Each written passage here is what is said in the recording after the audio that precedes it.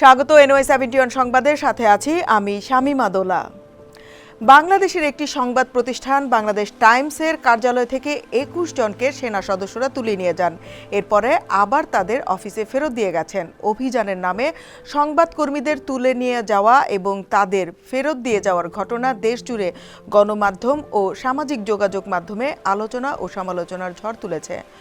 Online সংবাদ মাধ্যম Bangladesh Times কর্তৃপক্ষ জানিয়েছে, সশস্ত্র অবস্থায় সেনা সদস্যদের একটি দল একটি সংবাদ সংস্থার কার্যালয়ে গিয়ে সাংবাদিকদের এভাবে তুলে নেওয়া নজিরবিহীন এবং তারা মনে করেন এটি স্বাধীন সাংবাদিকতা বিরোধী পদক্ষেপ।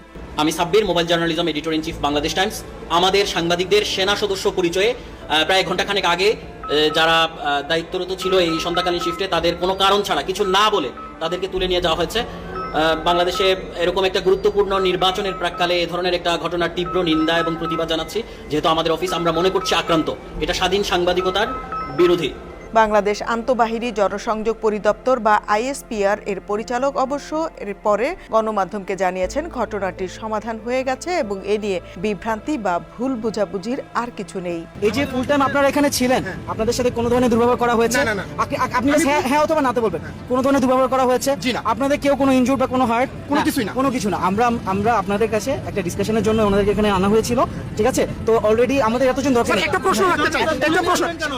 ট্রান্সপারেন্সি ইন্টারন্যাশনাল বাংলাদেশ TIBর নির্বাহী পরিচালক ডক্টর ইফতেখারুজ্জামান বলেন, এই ঘটনা উদ্বেগজনক, স্বাধীন সাংবাদিকতার জন্য হুমকি। ইনকিলাব মঞ্চের এক নারীর মন্তব্য প্রচার করার জেরে এই অভিযান বলে জানা গেছে।